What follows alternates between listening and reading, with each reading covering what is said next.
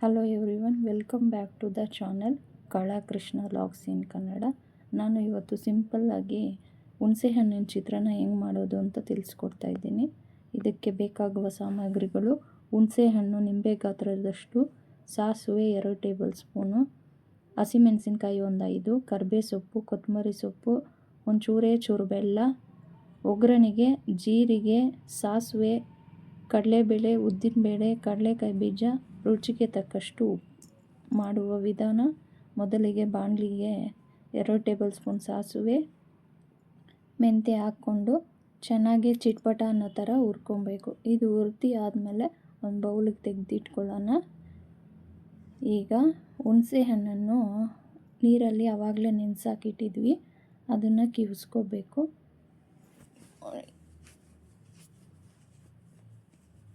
ಈಗ ಇದನ್ನು ಒಲೆ ಮೇಲೆ ಇಟ್ಟು ಈ ನೀರಿಗಿರೋದು ಸ್ವಲ್ಪ ಗಟ್ಟಿಯಾಗಬೇಕು, ಒಂದು ಹದಕ್ಕೆ ಬರೋ ಥರ ಕುದಿಸ್ಕೊಬೇಕು. ಈಗ ಕುದಿಯೋಕ್ಕೆ ಇಟ್ಟಿದ್ದೀನಿ. ಇದು ನೋಡಿ ಕುದೀತಾ ಇದೆ. ಇದು ಕುದೀತಾ ಇರಲಿ, ನಾವು ಅಷ್ಟು ಬೇಗ ಸಾಸಿವೆ ಮತ್ತು ಮೆಂತ್ಯನ ಪುಡಿ ಮಾಡ್ಕೊಳ್ಳೋಣ.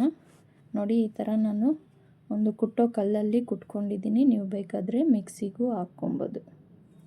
ಈಗ ನೋಡಿ, ಹುಣಸೆ ಹಣ್ಣಿನ ರಸ ಕುದೀತಾ ಇದೆ. ಈಗ ಇದಕ್ಕೆ ಒಂದು ಅರ್ಧ ಟೇಬಲ್ ಸ್ಪೂನ್ ಅರಿಶಿನ,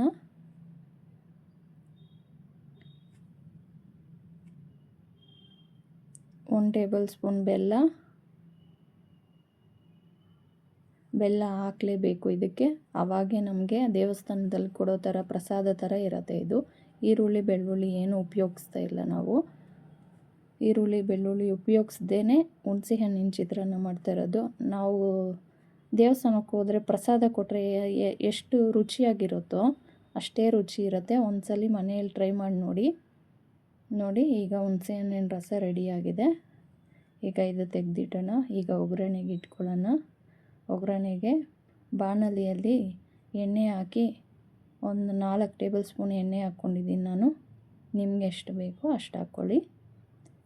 ಕಡಲೆಕಾಯಿ ಬೀಜ ಹಾಕಿದ್ದೀನಿ. ಇದೊಂದು 50% ಹುರಿದಾದ್ಮೇಲೆ ಸಾಸಿವೆ ಒಂದು ಅರ್ಧ ಟೇಬಲ್ ಸ್ಪೂನ್ ಹಾಕ್ತಾಯಿದ್ದೀನಿ. ಸಾಸಿವೆನೂ ಚಿಟಪಟ ಅಂತ ಬಂದಮೇಲೆ ಕಡಲೆಬೇಳೆ ಮತ್ತು ಉದ್ದಿನಬೇಳೆ ಹಾಕ್ಕೊತಾ ಇದ್ದೀನಿ.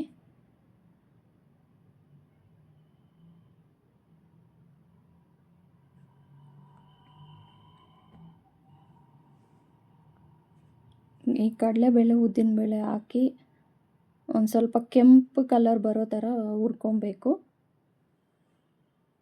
ಆವಾಗೇ ತಿನ್ನೋಕ್ಕೆ ಚೆನ್ನಾಗಿರತ್ತೆ. ಉದ್ದಿನಬೇಳೆ ಕಡಲೆಬೇಳೆ ಹಾಕಿ ಮೀಡಿಯಮ್ ಫ್ಲೇಮಲ್ಲೇ ಹುರ್ಕೊತಾ ಇದ್ದೀನಿ. ಚೆನ್ನಾಗಿ ಹುರ್ಕೊಬೇಕು, ಇಲ್ಲಾಂದರೆ ಹಸಿಗಿರುತ್ತೆ, ತಿನ್ನೋಕೆ ಅಷ್ಟು ಚೆನ್ನಾಗಿರಲ್ಲ.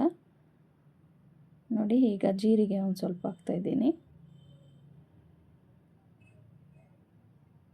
ಜೀರಿಗೆ ಫಸ್ಟೇ ಹಾಕಿದ್ರೆ ಸೀದೋಗ್ಬಿಡುತ್ತೆ. ಈ ಟೈಮಲ್ಲಿ ಹಾಕ್ಕೊಂಡ್ರೆ ಚೆನ್ನಾಗಿರುತ್ತೆ.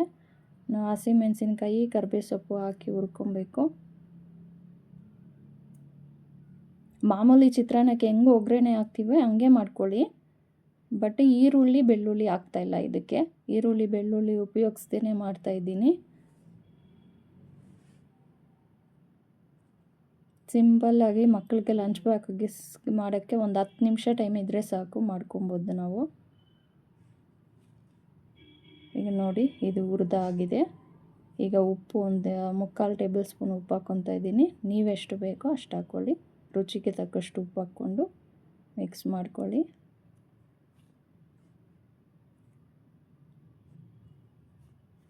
ನೋಡಿ, ಈ ಟೈಮಲ್ಲಿ ನಾವು ಮುಂಚೆನೇ ರೆಡಿ ಮಾಡಿ ಇಟ್ಕೊಂಡಿದ್ವಲ್ಲ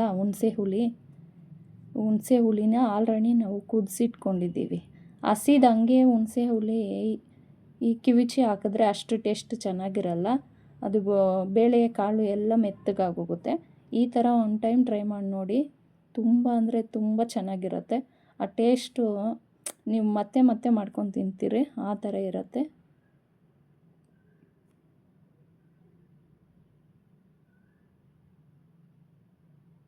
ನೋಡಿ, ಆಯಿತು. ಈಗ ಲಾಸ್ಟಲ್ಲಿ ನಾವು ಆವಾಗೆ ಹುರಿದು ಪುಡಿ ಮಾಡ್ಕೊಂಡಿದ್ವಲ್ಲ ಸಾಸಿವೆ ಮೆಂತ್ಯ ಪೌಡರು, ಅದನ್ನು ಸೇರಿಸ್ಕೊತಾ ಇದ್ದೀನಿ. ಇದನ್ನು ಫ್ರೆಶ್ಶಾಗೇ ಮಾಡ್ಕೊಳ್ಳಿ. ತುಂಬ ಮಾಡಿ ಇಟ್ಕೊಂಡ್ರೆ ಅಷ್ಟೇನು ಚೆನ್ನಾಗಿರಲ್ಲ. ಆವಾಗ ಹುರ್ಕೊಂಡು ಫ್ರೆಶ್ಶಾಗಿ ಮಾಡ್ಕೊಂಡ್ರೇ ಆ ಸಾಸಿವೆ ಘಮ ಅಂತ ಚೆನ್ನಾಗಿರೋದು. ನೋಡಿ ಆಯಿತು. ಈಗ ಕೊತ್ತಂಬರಿ ಸೊಪ್ಪು ಹಾಕ್ಕೊಂಡು ಸ್ವಲ್ಪ ಮಿಕ್ಸ್ ಮಾಡಿ ಸ್ಟವ್ ಆಫ್ ಮಾಡಿದ್ರೆ ಆಯಿತು. ಗೊಜ್ಜು ರೆಡಿ. ಹುಣಸೆ ಹಣ್ಣಿನ ಚಿತ್ರಾನ್ನ ಗೊಜ್ಜು ರೆಡಿಯಾಗಿದೆ. ಈಗ ಆಲ್ರೆಡಿ ನಾವು ಅನ್ನ ಬೇಯಿಸಿ ಇಟ್ಕೊಂಡಿದ್ದೀವಿ. ಅನ್ನ ಹಾಕಿ ಮಿಕ್ಸ್ ಮಾಡಿದ್ರೆ ಚಿತ್ರಾನ್ನ ರೆಡಿ. ನೋಡಿ ಎಷ್ಟು ಚೆನ್ನಾಗಿದೆ.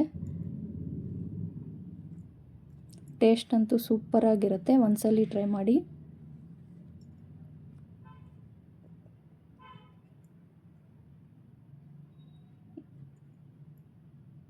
ನೋಡಿ ಆಯಿತು. ಮಕ್ಕಳು ಕೊಟ್ಟರೆ ಒಂಚೂರು ಮಿಗಿಲ್ಸ್ಕೊಂಡು ಬರಲ್ಲ. ಇಲ್ಲಿವರೆಗೂ ವಿಡಿಯೋ ನೋಡಿದ್ದಕ್ಕೆ